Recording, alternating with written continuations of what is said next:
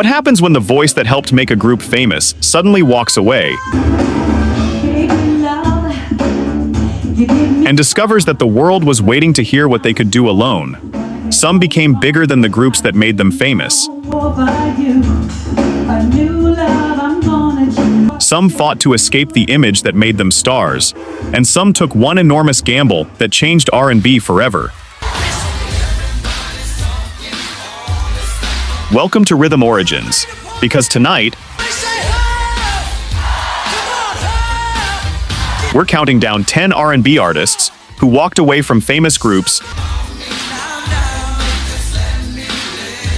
and turned separation into some of the most unforgettable solo moments of the 1975 to 1991 era. Number 10, Gerald Alston, Take Me Where You Want To.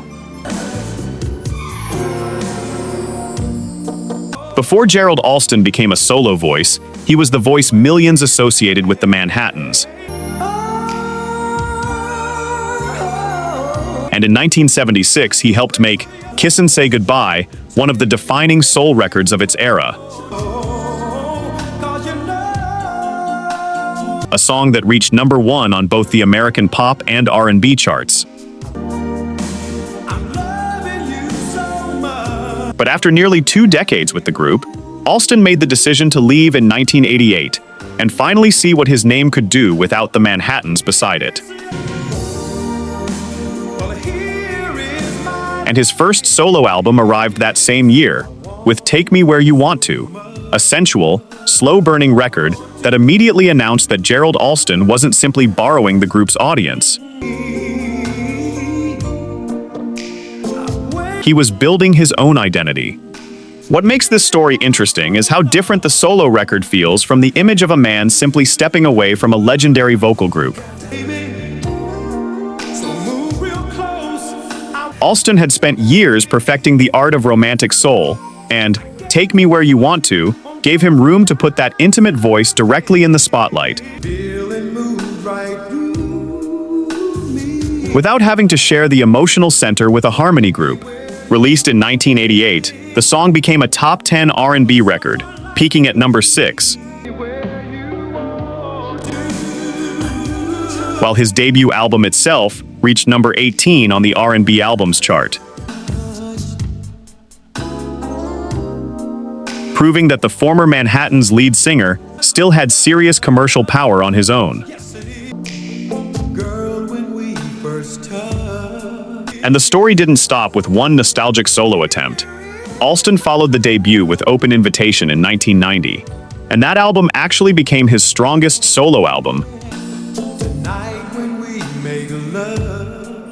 reaching number 14 on the R&B albums chart, while its single, Slow Motion, climbed to number 3. And Getting Back Into Love reached number 6. In other words, the man who had already spent years as the recognizable voice of the Manhattans had quietly built a second chapter that was more successful than many group veterans ever managed to achieve. And that makes his departure less like an ending and more like a carefully delayed second act. So when you hear, Take Me Where You Want To, you're not just hearing a former group singer trying to stay relevant. You're hearing a veteran finally stepping out from behind a name that had become bigger than any individual member. And that's what makes Gerald Alston's story so fascinating. He didn't need to reinvent his entire voice, because the voice was already the brand. He simply needed the courage to put his own name above it. And by 1990, he had demonstrated that leaving the Manhattans hadn't erased his identity. It had finally given that identity room to breathe. Number 9. Sharon Bryant, Let Go. Sharon Bryant's story begins with Atlantic Starr, a group that was already establishing itself as one of R&B's sophisticated vocal bands when Bryant joined as its female lead voice. She sang on records such as When Love Calls and Circles, helping define the group's early sound. But in 1984, she made the decision to leave and pursue a solo career. That decision would eventually produce Here I Am. And in 1989, Bryant returned with Let Go, a polished R&B record that proved her voice still had power outside the group. Even though the music industry had already begun moving rapidly toward a new generation of stars. The surprising part is that Bryant didn't disappear after leaving Atlantic Starr. Instead, she spent several years developing her solo identity before delivering the song that would become her biggest solo R&B success. Let Go reached number 2 on Billboard's R&B chart and number 34 on the pop chart. While the album Here I Am reached number 27 on the R&B albums chart. That is important because it means Bryant wasn't simply remembered because of Atlantic Starr. She actually returned to the charts under her own name at a time when the group's identity was evolving without her. But there's another twist to the story. Let Go wasn't the only sign that Bryant still had something to say as a solo performer. Another single, Foolish Heart, reached number 7 on the R&B chart, giving her 2 significant R&B records from the same period. Meanwhile, Atlantic Starr continued forward with a new female vocalist, Barbara Weathers, and eventually enjoyed one of its biggest commercial periods with songs such as Secret Lovers, and later, Always, meaning Bryant's departure didn't destroy the group, and the group didn't erase Bryant. Both sides simply entered different chapters of the same story. That makes Let Go more than a forgotten late 80s R&B single. It represents something that happens constantly in music but rarely gets remembered properly. The moment a recognizable group voice has to convince audiences that the voice belongs to an individual, not just a band. Bryant had already helped create Atlantic Starr's sound, but in 1989 she stood alone. Reached number 2 on the R&B chart, and proved that leaving a successful group doesn't necessarily mean leaving your success behind. Number 8. Howard Hewett, Stay. Howard Hewett didn't simply belong to Shalamar. He became one of the voices people immediately associated with the group's golden era. After joining the group in the late 1970s, Hewett became its lead vocalist and helped deliver songs including A Night to Remember and For the Lover in You, turning Shalamar into one of the most recognizable dance soul groups of the early 1980s. But by 1985, after years of success, Hewett left the group and began preparing for a solo career. And the timing was dangerous because the audience already knew exactly what they expected Howard Hewett to sound like. Then came I Commit to Love in 1986, and Hewett didn't try to hide behind the Shalamar sound. Instead, he leaned harder into smooth, intimate R&B and gave listeners the kind of voice that could turn a simple romantic record into something deeply personal. Stay became one of the album's major records, reaching number 8 on the R&B chart. While I'm For Real went even higher, reaching number 2. Suddenly, the former Shalamar frontman wasn't simply surviving without the group, he was competing on his own terms. And there's an important detail behind Stay. The record wasn't some anonymous song handed to a singer who happened to have a famous past. Hewett was involved in writing and producing the track, working with Ed Grenga and Ross Vanelli, and the album showed that his musical identity extended beyond the dance floor energy of Shalamar. The result was an album that reached number 14 on the R&B albums chart and established Hewett as a serious contemporary soul artist rather than simply the former Shalamar guy. That's why Stay deserves its place here. It captures the moment a singer associated with energetic group records slowed everything down and asked the audience to listen to the man behind the famous voice.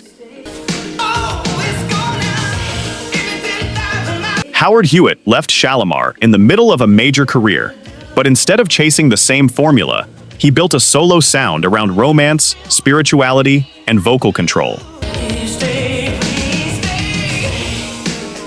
And for anyone wondering whether leaving a famous group can actually create a stronger individual identity, Hewett's 1986 solo breakthrough offered a very convincing answer.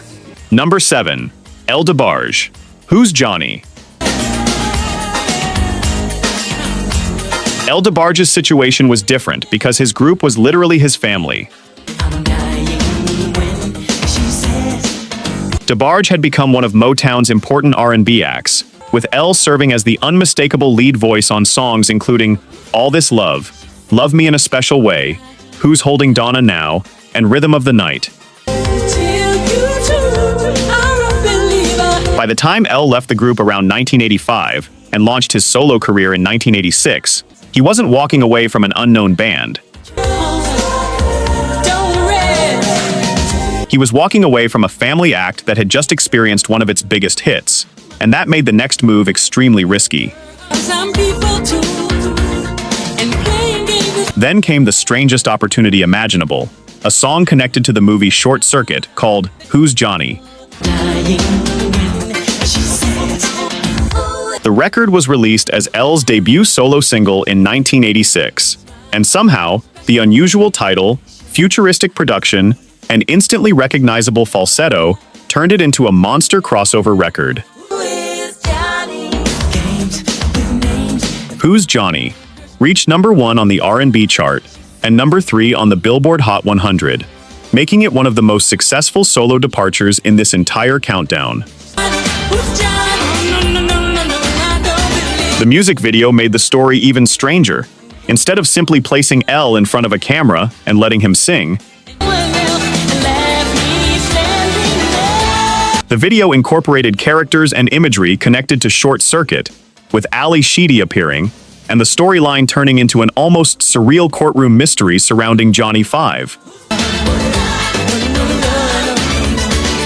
L suddenly wasn't just a singer with a new record, he was part of a movie-era pop culture moment. And the song's connection to the film gave the solo launch a visual identity that audiences could immediately remember.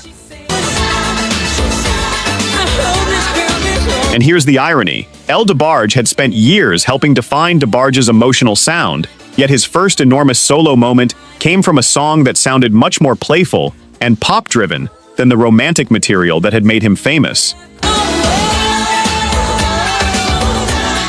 Who's Johnny proved he could cross into mainstream pop without abandoning his R&B identity, and although his solo career never duplicated that exact level of crossover success,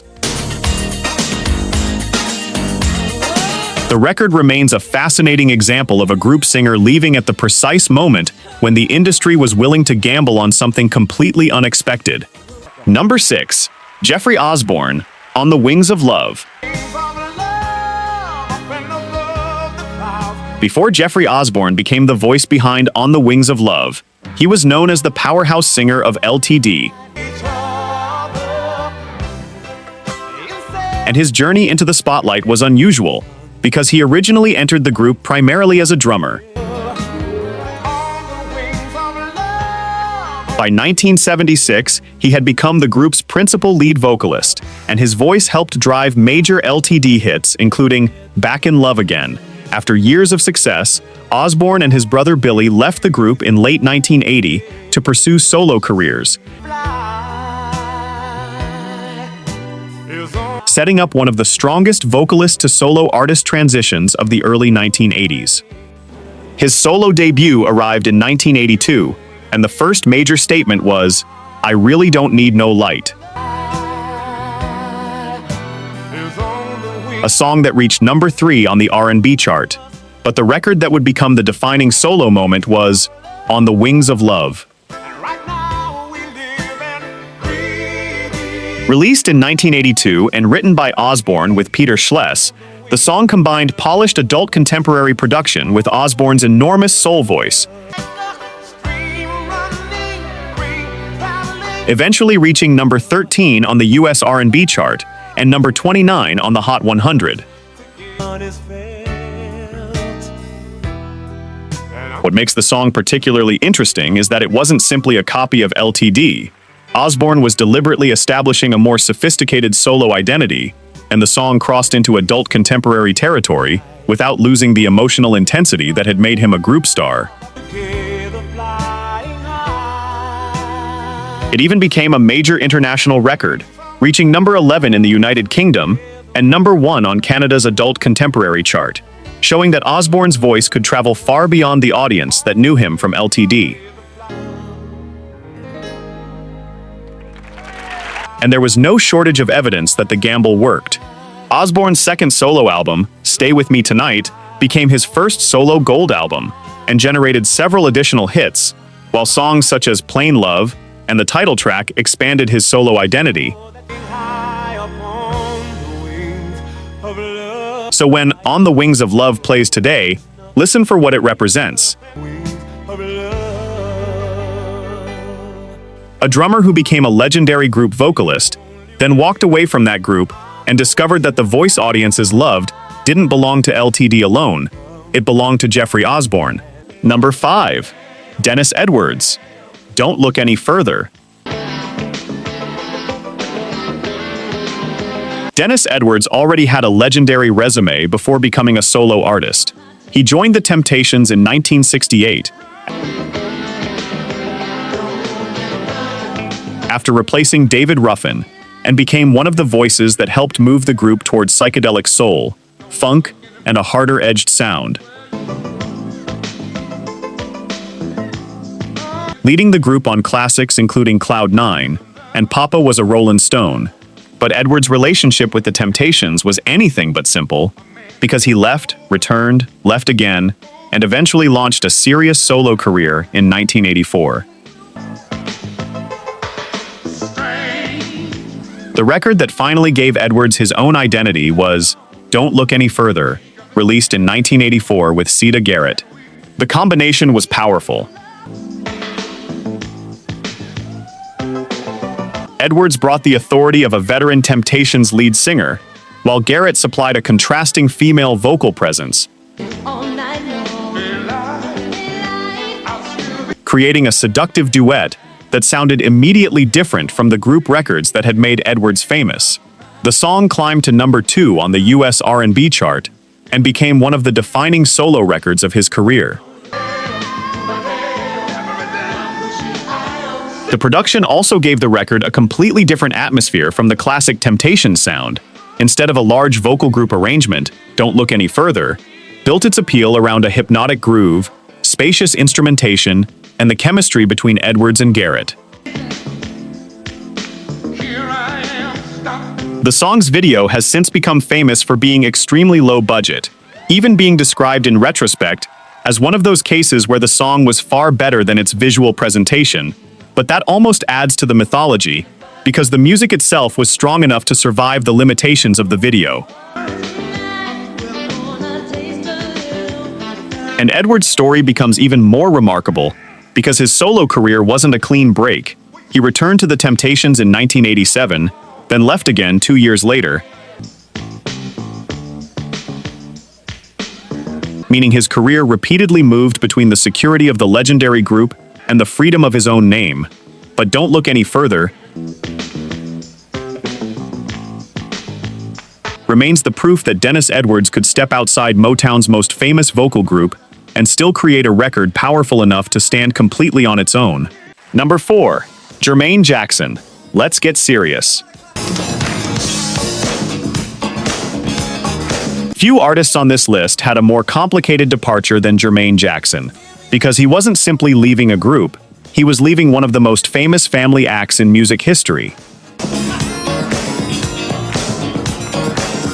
Jermaine had been a major part of the Jackson 5, but when the group left Motown in 1975, he chose to remain with Motown rather than follow his brothers, creating a professional separation that would last for years. Ironically, that decision gave Jermaine the opportunity to develop a substantial solo career, while Michael, Jackie, Tito, Randy, and Marlon continued together. By 1980, that gamble produced Let's Get Serious, a song written by Lee Garrett and Stevie Wonder, and produced by Wonder himself. The result was explosive, becoming Jermaine's first #1 R&B hit and reaching number 9 on the Billboard Hot 100. Even more impressively, Billboard's year-end soul chart ranked it #1 for 1980. Ahead of Michael Jackson's Rock With You. Suddenly, Jermaine wasn't simply the brother who stayed behind. He was one of Motown's biggest male R&B stars in his own right. The Stevie Wonder connection is crucial because it gave the record credibility before audiences even heard the first note. Wonder didn't just attach his name to the project. He helped write and produce it and contributed vocals, giving Jermaine a record that could compete with the sophisticated funk and R&B dominating radio at the beginning of the 1980s. And the song's success demonstrated that Jermaine had something valuable beyond his family name, a distinctive voice capable of carrying a major solo production. But the story gets even more fascinating, because Jermaine eventually reunited with his brothers for Motown's famous 25th anniversary television special, and later the Victory era. So his departure wasn't necessarily permanent, it was a separate path that eventually curved back toward the family. Nevertheless, Let's Get Serious remains the moment when Jermaine Jackson proved that leaving the Jackson 5 did not mean becoming the forgotten brother. For one extraordinary year, his own name was sitting at the very top of the R&B world. Number 3. Jody Watley, Looking for a New Love. Jody Watley had already experienced the spotlight with Shalamar, but behind the glamorous image was a much less glamorous reality. Watley became part of Shalamar's celebrated lineup alongside Howard Hewett and Jeffrey Daniel. But relationships with the group's label and the business surrounding Shalamar became increasingly difficult, and by 1983, Watley had negotiated her way out of her obligations. Remarkably, she later explained that when she left, she wasn't even sure she wanted a solo career. She simply wanted freedom and a chance to control her own life.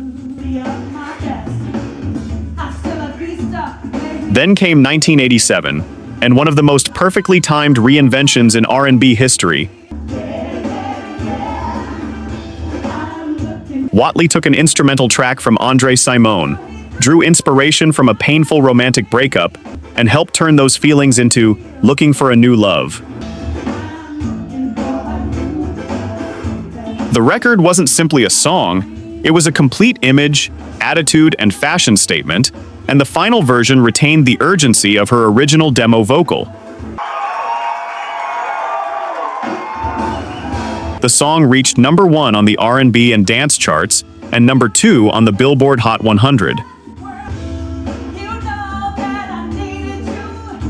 The song's cultural impact was enormous. Watley's combination of R&B, dance pop, fashion, and choreography created an identity that looked nothing like a woman desperately trying to escape her past. She was presenting herself as someone who had already moved forward, and the now famous "Hasta la vista, baby" phrase became part of pop culture. The music video, directed by Brian Grant in London, transformed Watley into a visual star as much as a recording artist, while the single eventually helped her win the Grammy for Best New Artist. And that's the real reason Jody Watley's story belongs near the top of this countdown. She didn't merely survive the loss of Shalamar, she used the separation to completely redefine herself. The woman who had left a successful group, simply wanting independence, ended up with a #2 pop smash, a #1 R&B hit, a #1 dance record, and a Grammy. Looking for a new love wasn't just about finding somebody new, it was the sound of Jody Watley finding herself. Number 2. Lionel Richie, All Night Long. By the time Lionel Richie left the Commodores in 1982, the idea that he was just another member of a successful band was already becoming impossible to maintain. Richie had written and sung some of the group's biggest songs, including Easy, 3 Times a Lady, Sail On, and Still. While his work outside the group had already produced Kenny Rogers' enormous Lady and his duet with Diana Ross on Endless Love. The Commodores were famous, but Lionel Richie was rapidly becoming a phenomenon that couldn't fit inside the group anymore. Richie left without the dramatic breakup narrative people might expect, and his first solo album immediately proved the decision was commercially correct. His 1982 debut produced Truly, which reached #1, but the next chapter was even bigger. In 1983, he released Can't Slow Down, and from that album came All Night Long, a song that took the smoothness of R&B and transformed it into an international celebration, mixing Caribbean and African-inspired rhythmic elements with pop songwriting and a chorus that practically demanded participation. The record became a global phenomenon, reaching #1 on the Billboard Hot 100 and R&B charts. While the album itself became one of the defining commercial releases of the 1980s. But the most important part of the story is what happened to the Commodores after Richie left. The band continued, but the contrast was dramatic. With Richie moving toward global superstardom, while the Commodores struggled to reproduce the same level of mainstream success. Their eventual Night Shift became a major comeback, but Richie's solo trajectory had already entered another universe. That is why All Night Long feels almost like a victory parade when you know the history behind it. Lionel Richie had walked away from a group that had given him fame, taken the songwriting skills he developed there, and turned them into a solo career that became even larger. And the record's enduring appeal is the final proof. Decades later, the opening rhythm still sounds like a party starting. But underneath that celebration is one of R&B's greatest examples of an artist discovering that leaving the group wasn't the end of the story, it was the beginning of the empire. #1. Bobby Brown, My Prerogative. And now we reach the most explosive transformation on the list, because Bobby Brown didn't leave New Edition after the group failed. He left while the group was becoming enormous. New Edition had already scored major hits such as Candy Girl, Cool It Now, and Mr. Telephone Man, turning 5 young Boston singers into teen idols. But Brown increasingly felt trapped by the image and business surrounding the group. And in 1986, he separated from New Edition to to pursue an adult solo career.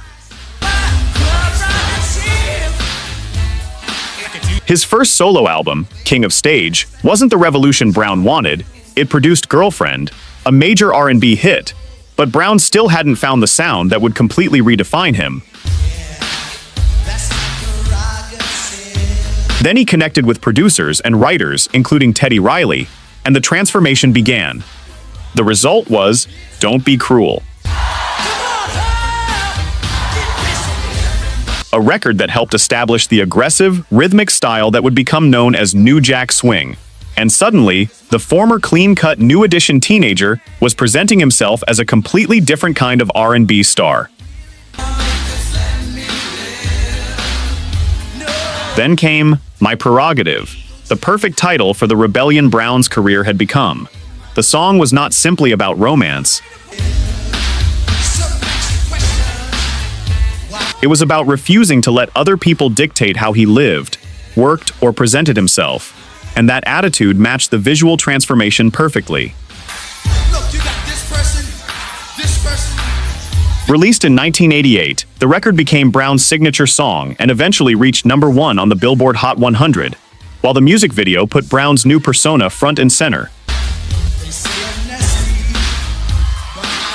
turning the former teen idol into an unapologetic adult superstar. But here's why Bobby Brown deserves #1.